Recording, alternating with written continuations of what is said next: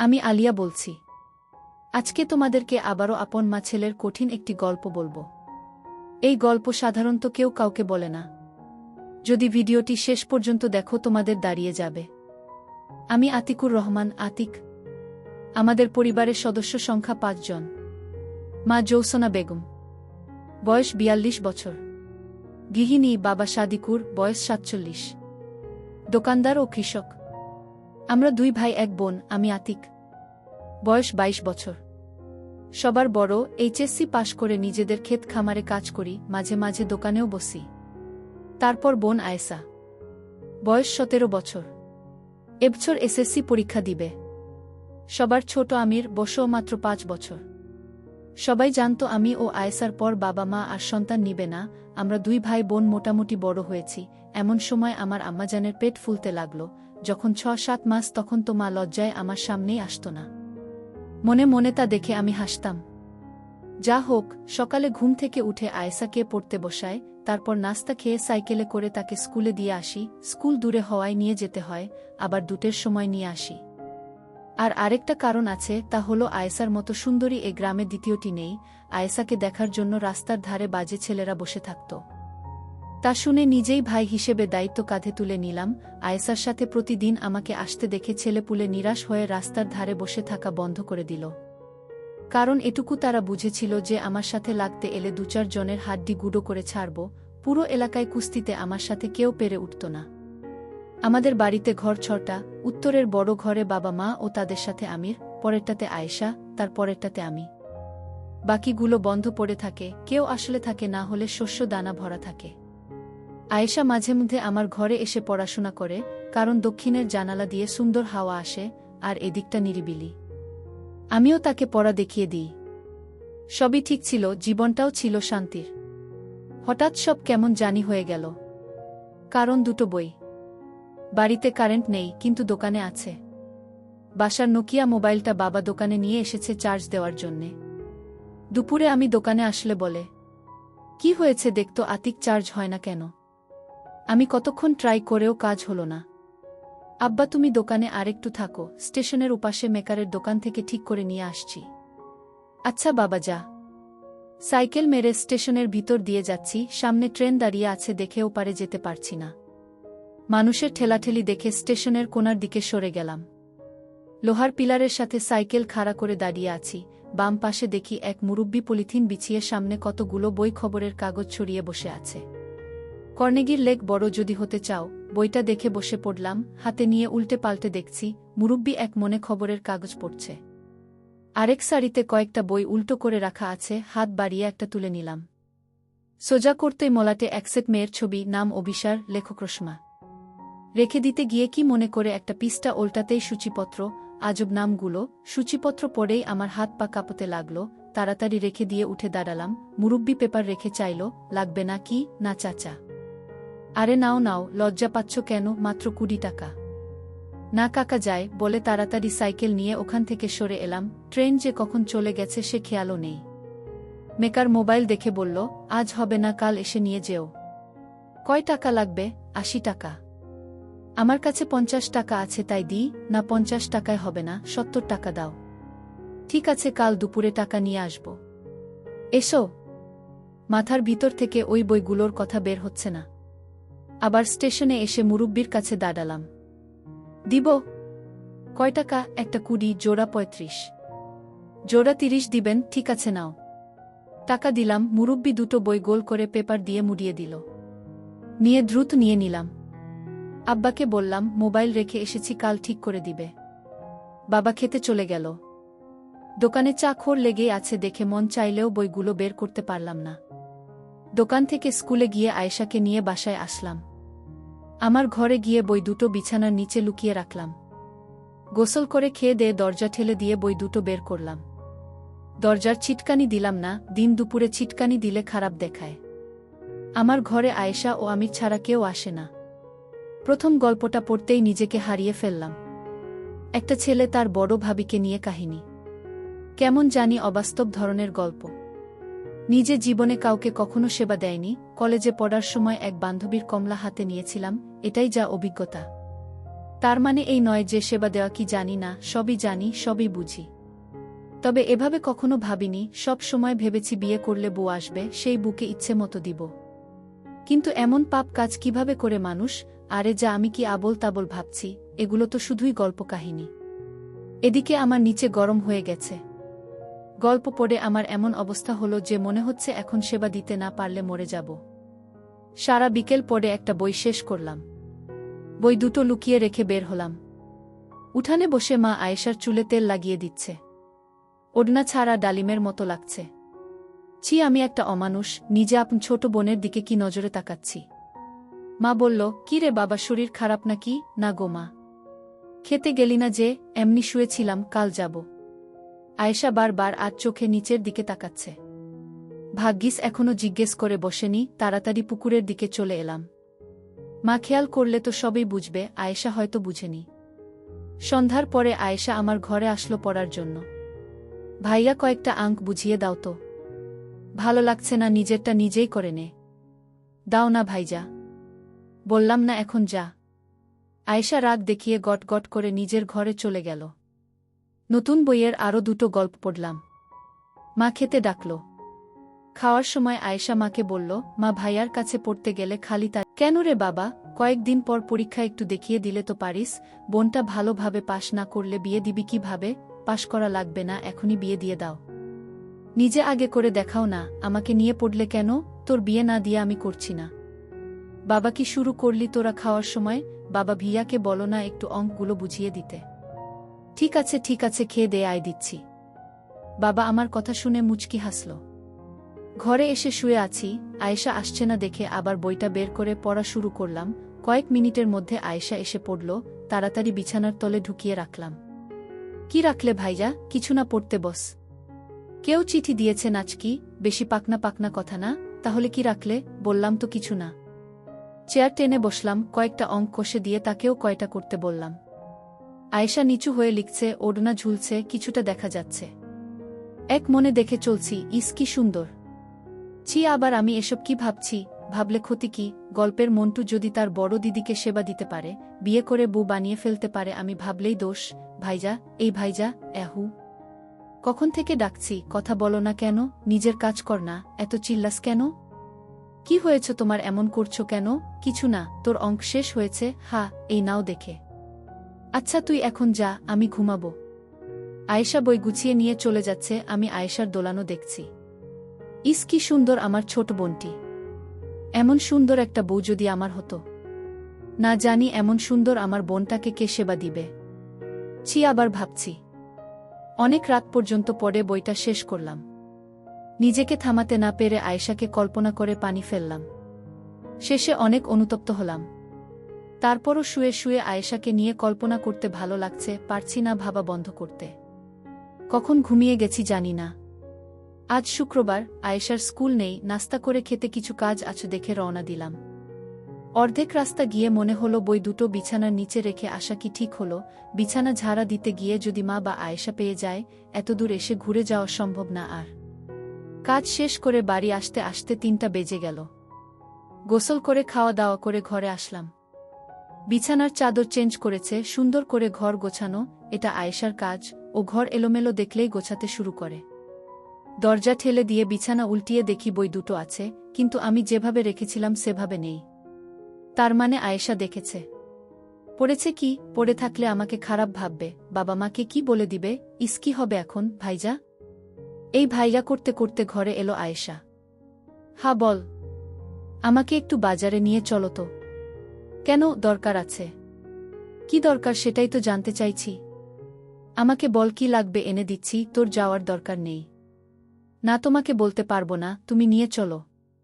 ঠিক আছে চল। সাইকেলের পিছনে বসে ঘাড়ে হাত দিয়ে বসে পড়ল। একটু দূরে আসতেই মনে হচ্ছে আয়েশা সামনে চেপে বসল। এমন তো কখনো হয় না, আয়েশা তো নির্দিষ্ট দূরত্ব বজায় রাখে, আজ এমন করছে কেন? নাকি গল্প পড়ে তারও কুটকুট করছে? বাজারের কাছে চলে এলাম, আয়েশাও সরে বসল। আয়েশা কসমেটিক্স এর দোকানে ঢুকল, আমি বাইরে দাঁড়িয়ে আছি, তুই যা। তুমিও এসো, দোকানদারটা আমাকে ঠকায়। আচ্ছা চল। কয়টা সিটি গোল্ডের চুড়ি, কানের দুলা, টিপ, ফিতে কিনল। তারপরও এদিক ওদিক চাইছে দেখে, কি রে আর কিছু লাগবে? হ্যাঁ, তুমি বাইরে যাও। আমি থাকলে সমস্যা কি? সমস্যা কিছু না, শরম লাগে। হয়েছে আর শরম করা লাগবে না, তাড়াতাড়ি নে, সন্ধ্যা হয়ে এলো। আয়েশা দোকানদারকে ইশারা করল। কত? ৩২। দোকানদার আমাদের সামনে বেশ কয়েকটা বের করে দিল। এতক্ষণে বুঝলাম আয়েশা এজন্য লজ্জা পাচ্ছে। আরে পাগলি, লজ্জার কি আছে এতে? নেনে যেটা পছন্দ হয়। আয়েশা লজ্জার হাসি হেসে গোলাপি একটা নিল। একটাই নিবি? আয়েশা মাথা নিচু করে আস্তে করে বলল, হ্যাঁ। একটাতে কেমন করে হয়? গোসল করলে তো আরেকটা লাগবে। আরেকটা নিয়ে নে। আয়েশা মাথা তুলে না দেখে আমি একটা লাল কালারের পছন্দ করে প্যাকেট করে দিতে বললাম। আর কিছু? তুমি যাও না বাইরে। আমি মুখ আয়েশার কানের কাছে নিয়ে বললাম, দোকানদার তো আর জানে না যে আমি তোর ভাই, তাহলে এত লজ্জা পাচ্ছিস কেন? আর ব্যাটা যেভাবে তোকে দেখছে, আমি বাইরে গেলে তো আরো হা করে দেখবে। আমার কথা শুনে আয়েশা মুচকি মুচকি হাসতে লাগল। বুঝেছি তোর কি লাগবে, এই যে ভাই, এ দুটোর সাথে কালার মিলিয়ে দুটো নিচের গুলোও দিয়ে দেন। টাকা মিটিয়ে দিয়ে বাইরে এলাম। কিছু খাবি? না। চল গুড়ের জিলাপি কিনে আনি। জিলাপি নিতে নিতে মাগরিবের আজান দিয়ে দিল। তাড়াতাড়ি চলো ভাইয়া, না তো মা বকবে। আমি আছি না সাথে, কিছুই বলবে না। অর্ধেক রাস্তা এসে ফাঁকা জায়গা দেখে দাঁড়িয়ে পড়লাম। কি হলো? চল দুজনে একটু হাঁটতে হাঁটতে কথা বলি। মা বকা দিলে তুমি বুঝবে। সে বুঝবনি। ধীরে ধীরে হাঁটছি, কিভাবে যে বলি ভেবে উঠতে পারছি না। কি বলবে বললে না তো? দেখ, তোর সাথে বন্ধুর মতো দুটো কথা বলতে চাই, আশা করি ভুল বুঝবি না এবং কাউকে বলবি না। কি কথা? আগে কথা দে, রাগ করবি না বা কাউকে বলবি না। আচ্ছা ঠিক আছে, বলো। তুই কি আমার বিছানার নিচের বই দুটো দেখে ফেলেছিস? আয়েশা চুপ করে হাঁটছে। বল না, দেখেছিস? হ্যাঁ। পড়েছিস? না। মিথ্যে বলছিস কেন? ছি ভাইজা, তুমি এসব কি পড়ো?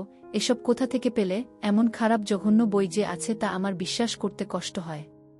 পরশু দিন স্টেশনে পেয়েছি, কৌতূহল থামাতে না পেরে নিয়ে এসেছিলাম, পরে খারাপ দেখে পড়িনি, রেখে দিয়েছি। আমি নিজে দেখেছি তুমি পড়ছ। আচ্ছা বাদ দাও, পড়নি যেহেতু তাহলে রাখোর কি দরকার? পুড়িয়ে ফেললেই তো পারো। হ্যাঁ, তাই করব। তুই প্লিজ কাউকে বলিস না। এটা কি কাউকে বলার মতো কথা? ধন্যবাদ। খালি ধন্যবাদ দিয়ে কাম হবে না, 2 দিন ওসব আজেবাজে পড়ার জন্য আমাকে পড়া দেখিয়ে দাওনি, সেটা পুষিয়ে দিতে হবে। ঠিক আছো, এমনভাবে এখন থেকে বুঝিয়ে দিব যে সবার থেকে বেশি নাম্বার পাবি। তাই মনে থাকে যেন। হ্যাঁ, মনে থাকবে। একটা জিলাপি খা। বাড়ি গিয়ে খাবনি।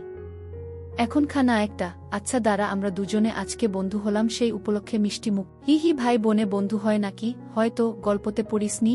কোনো গল্পতে? আয়েশার কথার টোনে বুঝা গেল গল্পের কথা ইশারা করছে। তুই যেটা বুঝেছিস। ইসছি, তুমি কি আমাকে সে গল্পের নায়িকা ভেবেছ নাকি? কেন, ভাবলে কি মহাভারত অশুদ্ধ হয়ে যাবে? ছি ভাইজা, তুমি অনেক খারাপ হয়ে গেছ। আয়েশার এমন কথায় মনটা দমে গেল, চুপ হয়ে গেলাম। চুপচাপ হাঁটছি দেখে। কি হলো? কিছু না। কথা বলছো না যে? চুপ করে রইলাম। রাগ করেছ ভাইজা আমার কথায়? না। তাহলে মুখটা গোমড়া করে রেখেছ কেন? চুপ। আচ্ছা ঠিক আছে, বন্ধুত্বের দাবিতে দাও তুমি খাইয়ে। আমি একটা জিলাপি বের করে আয়েশার মুখে তুলে দিলাম। অর্ধেক কামড়ে নিয়ে হাত থেকে বাকি অর্ধেক নিয়ে আমার মুখে তুলে দিল। আমিও হা করে নিয়ে নিলাম। চাঁদের আলো আয়েশার মুখের দিকে তাকাতে দেখি অবাক হয়ে চেয়ে রয়েছে। ওহ খোদা, আয়েশার মুখ এত গরম কেন? চল যাই, চলো। বাসায় এসে আমি আমার ঘরে, আয়েশা ওর ঘরে পড়তে বসল। আমি চুপচাপ শুয়ে রইলাম। কি করলাম এসব আমি তো সত্যি সত্যি আমার ছোট বোনকে কল্পনা করতে শুরু করেছি। নিজেকে মনে হচ্ছে প্রেমে পড়েছি। আমার প্রেমিকা আর কেউ নয়, আমার আপন মার পেটের বোন। সবাই মিলে খেতে বসে আয়েশাকে বললাম, খেয়ে দে, আমার ঘরে আয়, আজকে জ্যামিতি নিয়ে বসব। ঠিক আছে ভাইয়া, তুমি যাও, আমি পরে আসছি। কয়েকটা জ্যামিতি করিয়ে দিয়ে ওর দিকে চেয়ে আছি। কিছু বলবে ভাইজা? যদি খোলামেলা কিছু কথা বলি রাগ করবি? আমি তোমার বোন, এমন কিছু বলো না যে আমি ছোট হয়ে যায়। ওকে বাদ দে। কেন, বলো কি বলবে? যে উত্তর দিলি আর বলার ইচ্ছে নেই। আচ্ছা ভুল হয়েছে আমার, এখন বলো। না, তুই হজম করতে পারবি না। আরে বলেই দেখো পারি কিনা। সত্যি তো? হা সত্যি বলো। আমি মনে হয় প্রেমে পড়েছি। কার? যদি বলি তোর। কি যা তা বলছো? আমি তোমার বোন। তাতে কি হয়েছে, আমাদের প্রেম না হয় গোপন থাকবে।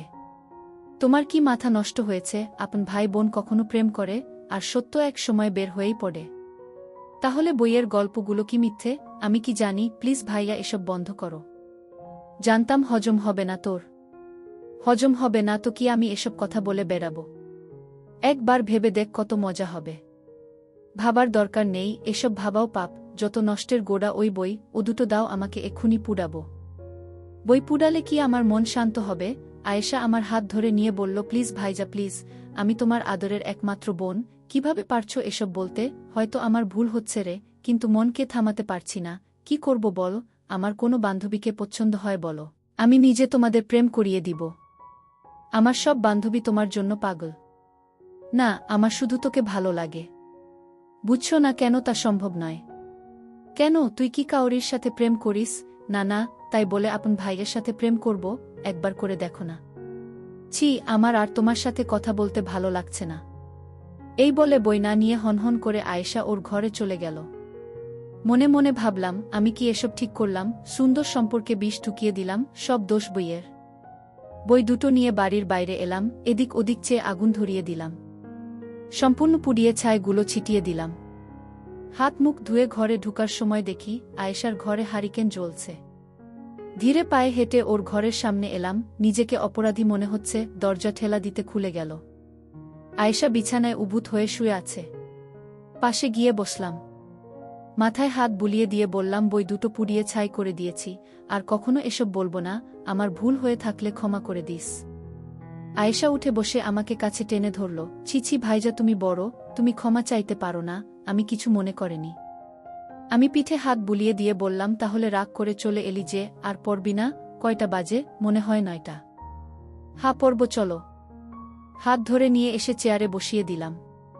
দেখ আয়েশা, চামড়ার মুখ দিয়ে যা বলে ফেলেছি তা তো ফিরিয়ে নিতে পারবো না, তবে কথা দিলাম আর কখনো তোকে লজ্জায় ফেলব না।